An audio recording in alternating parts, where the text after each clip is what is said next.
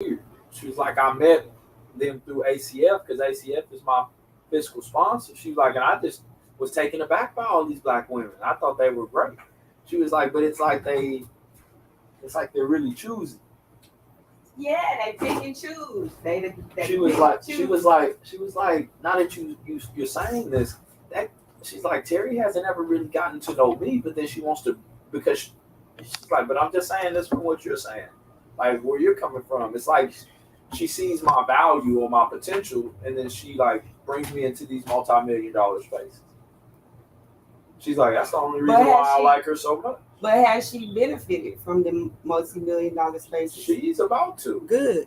She's about to, but she's like, but Chevis, you know, it's funny because you not only say this about Terry, but you mentioned Mimi Styles. She said, what about Shalonda Robbins? I told her about Dr. Colette, Pierce Burnett at HT. I told her about Natasha. And she sat there and she said, Chevis, I'm just so glad. But see, when it's like that, then I'll be fucked up because I'm like, you know, I'm a brother first before I even brother that distaste them hoes. Right. And these whole ass niggas, I'm a brother first. And I don't want to be telling no white bitch about, you know, black shit. But then it's like somebody got to for the purpose of righteousness because they will hate on us. Sure damn will. To get the access to the money, and then them same folks will meet us and say, man, you're fucking wonderful. I need to follow you. What are we doing? Like, I should be following you. I Why don't I know more about you? Blah, blah, blah. Why they ain't never shared the 2 pages that we, from the 13 pages, how we skimmed it down to 2? Why they ain't never send in the information? I told her, I told a few folks of how you really got to see this shit. I said, because it's the same thing in other cities. but we got to stay centric. We got to stay core centric here and talk about how this shit is working here. I said, and they gave these women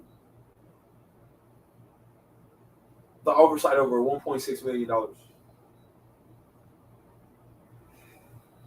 What up, y'all? Welcome to Let's Talk Community with Working Group 512. It's your girl, Farmer Nancy, and we are in the room. And we just like to chat. We like to chop it up. It's Friday. Actually, I think we have been kind of on schedule for Fridays doing the Let's Talks.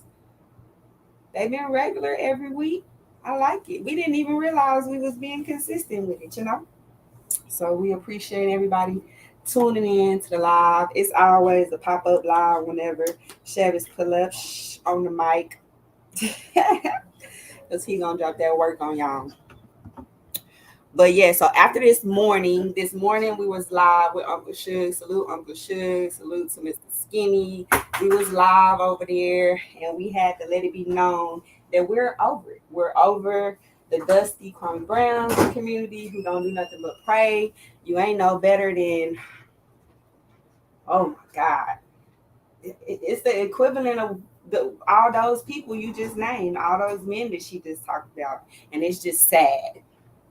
It's just sad. It is sad, you know. It's real sad because what it causes is drama. What it causes is conflict. And drama and conflict that can rise to murder, domestic violence, even rape. It's conflict and drama. It's the first fruits of it. This hypocrisy and this manipulation in our community.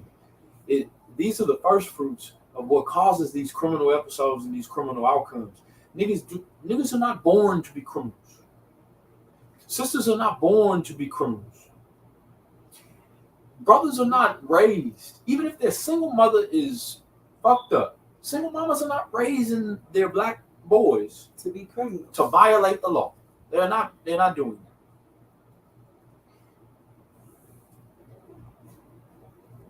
But when we step back and we get over some of this other shit, like social determinants of health and some of this other garbage, and we see shit for what it really is on the truth, for the truth and on the standard, we say, damn, okay, when coalitions of people organize and form together and get in the way of what the community really needs, we have to call it what it is, and it's a conspiracy. A conspiracy. Woo. better speak on it. In this conspiracy, Dean Koontz wrote a book. Mm. You ever heard of Dean Koontz? Yeah. Yeah. So right, like Dean Koontz. Yeah. You know, I asked because some folks just don't know. Some folks don't even know James Patterson. He read the testimony. That's one of his favorites. Peace to Rock. And Dean Koontz wrote a book in '76, or it released in '76, called Night Chills. Mm. And I don't want to get too deep in the rabbit hole and characterize the book or explain the book. But in it, Dean Koontz, in the '70s, he spoke of the two sensory data inputs. Mm. And these were the conscious and the subconscious mind. He writes in this book, and keep in mind, I read this book while I was on my way to prison. I didn't have Google. Google validated the shit once I got out. But it was so accurate that I took it as truth when I read it. Right? He says the difference between the conscious and the subconscious mind is that your conscious mind has a intake process of what's directly inside. Mm. And your subconscious is a formation of your peripherals. And your peripherals catch the things that you don't see, that you don't know that you've heard, you don't know that you've read, or you was deep in the conversation, but you didn't even know what you was really talking about. And your peripherals have equated into what for the purpose of the live, I'll sum up as upholding white supremacy. Upholding white supremacy. You are not creating economic empowerment in the Black community. You've never done this.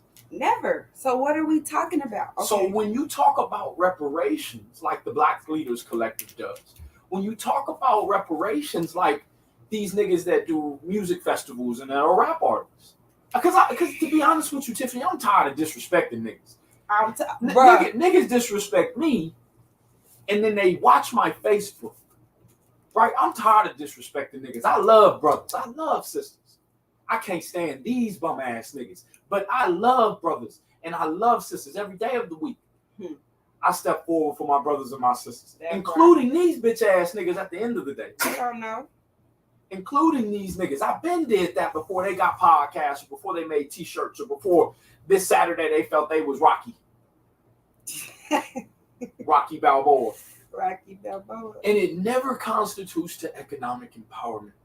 Tiffany, what it is summed up as is conflict, which, like I said, creates criminal episodes. Whether that's assault, whether that's sexual assault, whether that's drug use, substance use, alcohol abuse.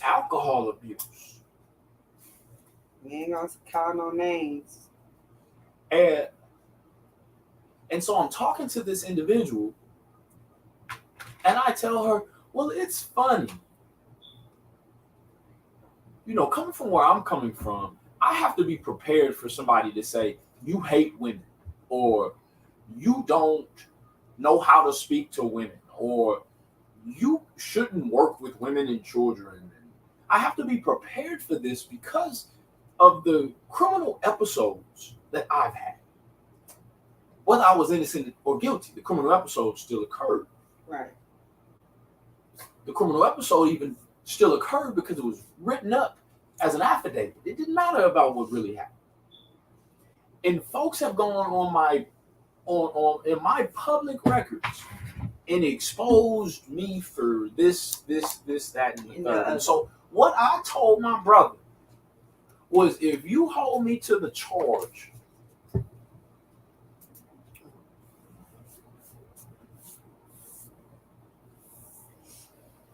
I think it goes. I think that it goes. If you hold me to the charge, can I charge you with the truth and the standard? And the truth and the standard is, I no longer care if I look shiny or if I inspire you. I no longer care. Come on with it. Shh, on the mic. Whew. But what I do care about is if we end the oppression of Black people. What I care about is if our kids, it doesn't even have to be a competition, but our kids start to change the narrative of education because we create education in our communities. Our life expectancy increases because we eat healthy, fresh options. Yeah. Right there. Tell them I came by. I will. Yeah. You already know. All right, sis. Yeah, I was gonna say, all right. All right. I said, get in here. No, I was telling the dog to come back in Man, the these house. niggas over there, they wanted to get the grave with the grave, not Capone, but the other nigga that know you. He told me to you the shit. You know what I'm saying? Like 3 times I've seen it. You back? And then you knew. I was over there at off Rumberg. At what's the name of the property? Red something. Green Tree. Oh, Green Tree? Not Green Tree. Uh, you know what I'm talking about. Running Me. I don't think it's Running Me, but you know what I'm talking about. Them two low income, dilapidated apartment complexes where I pick up my client on the same side in which Capone and your homie saying that. Oh, you know, Mike. Yeah, that nigga Mike. He was at First Livingston. Yeah. Mike talking to you, straight up. Let's see, we have footage from Sunrise. Okay. And so, I mean, I said to this one earlier, I said, man, it's funny. It's funny how bias and prejudice are applied because and when bias and prejudice can be introduced. Some people get a pass on the bias and prejudice that they're due. Yo, I just was talking about this morning, and we speak on that because our people don't realize that yes, Black people do have biases against those who are vulnerable and marginalized in the community, and it's sad. The Terry Mitchells, your Sharondas, y'all is some haters of people who y'all are claiming to be creating resources for. That don't make no sense. How do you do that? That is the definition of white supremacy to me. That is the epitome of oppressive tactics, slave mentalities. And the slave mindset is something. I don't mean to cut your wisdom, but take back the mic. Go ahead. I just wanted to add that I was talking about that this morning, so I know I don't be tripping. So you can go ahead and elaborate from your standpoint. Come on, man. And so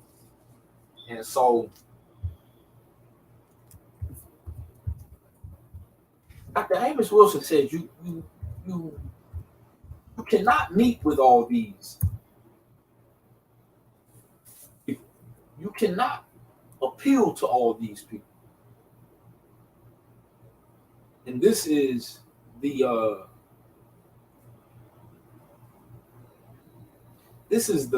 filth in the Black community. I asked the woman earlier, Tiff, I asked her, I said,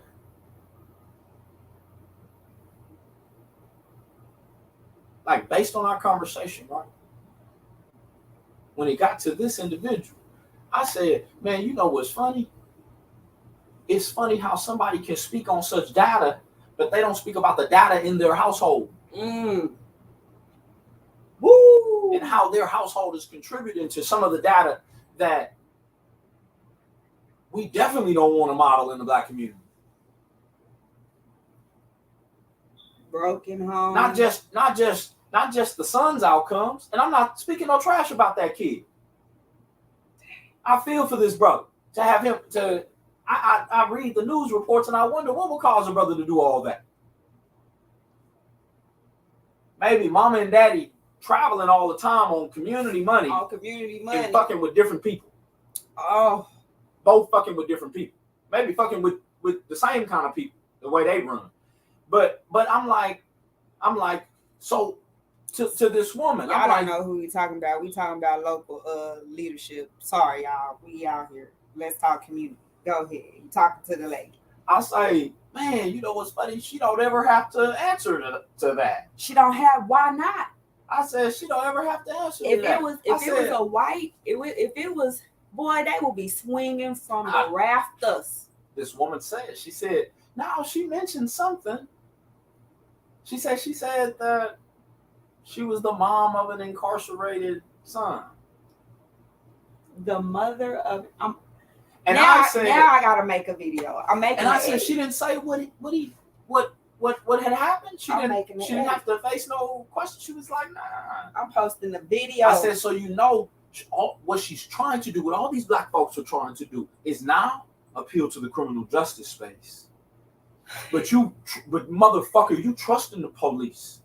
You'll call the police on me. You catch me on the wrong day, I call the police on your bitch ass. I know some niggas in bags won't pay money, nigga. Fuck with me. Nowadays, nigga, I call the police on your bitch ass, nigga. Y'all got the game fucked up. Play with me if you want. Play with me if you want. Up. I testify in the court on your bitch ass. I done earned my freedom. I done came back from all that whole shit you want to hold me to, and the truth and standard is still applicable. And when I say, when she says the mother of an incarcerated son, I say, damn, she trying to really like present herself, like represent herself in the criminal justice space, so that she can have deeper access to process into procurements. And I'm like, that's crazy. I'm telling the woman, that's crazy. I said, because you would say, like, power to the people to her. And we're talking about people that ain't black power. Man, I had a black woman. I thought she was a beautiful black woman too. She hit me with that, I know you're all black power, and put her fist up and made fun. I'm like, what, bitch? You're gonna die out here in these streets. You think it's a game? Okay. It's cute until it's over with.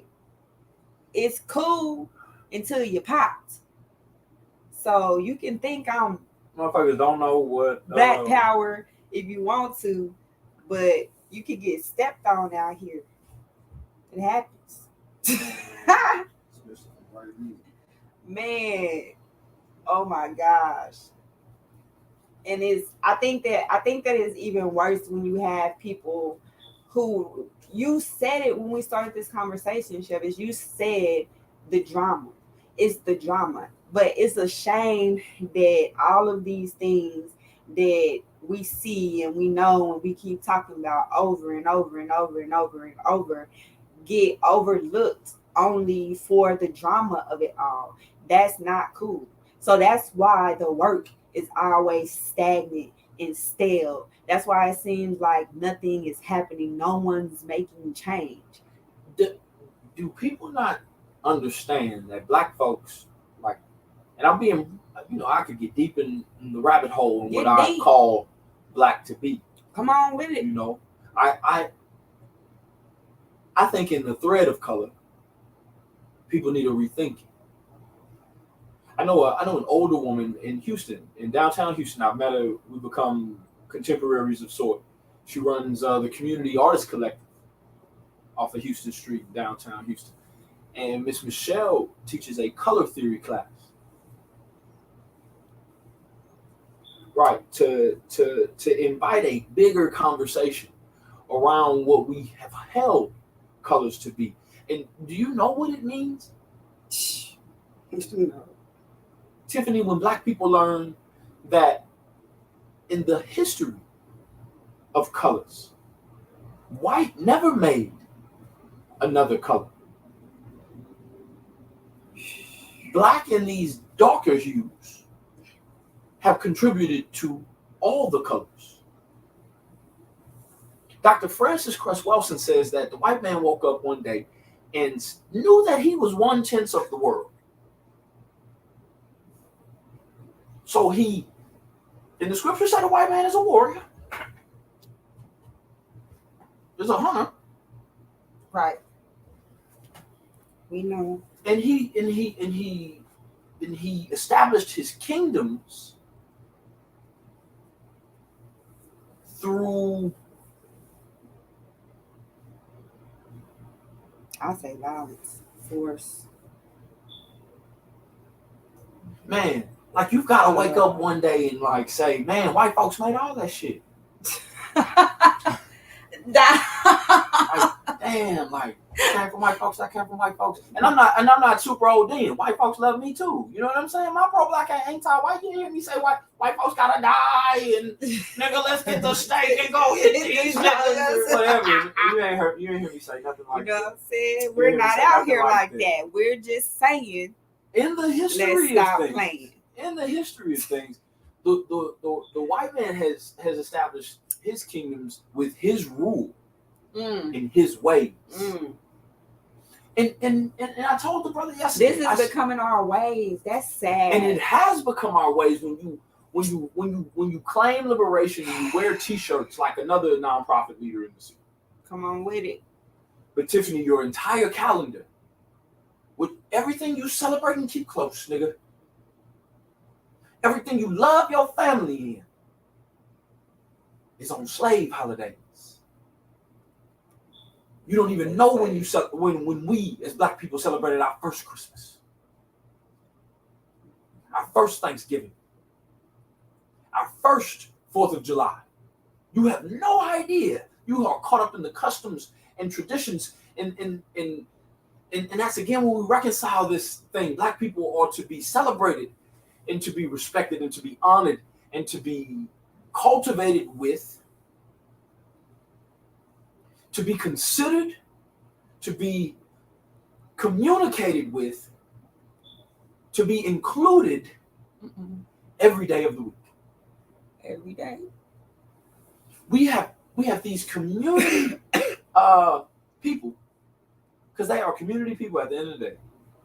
Because I guarantee you, in their personal respects, I did not have any time for it. I still don't. When I scroll my news feeds, I don't see these folks. Every blue moon, I may see something. And I know where they at. And They be from on the- YouTube. and That's from how the- I ended up on and here. from the thing I I was might see, I watching. can give it a quick quality assessment. And so when we talk about the community, Brother Malcolm says that you leave your religion, your biases all in the closet, and you come out to the community with your best self to extend agonizing patience Man, to your- agonizing patience. to your brother and your sister, because if they are sick, if they are in need, if they have a fighting spirit, you solve it through agonizing patience and you will save their life. And guess what they'll do for you? They'll save yours. They'll stand with you. They'll stand close to you. They'll live close to you. They'll love you and your family forever. And stand in a bullet for you. Stand in front of a bullet for you. Brother Malcolm says, agonizing patience.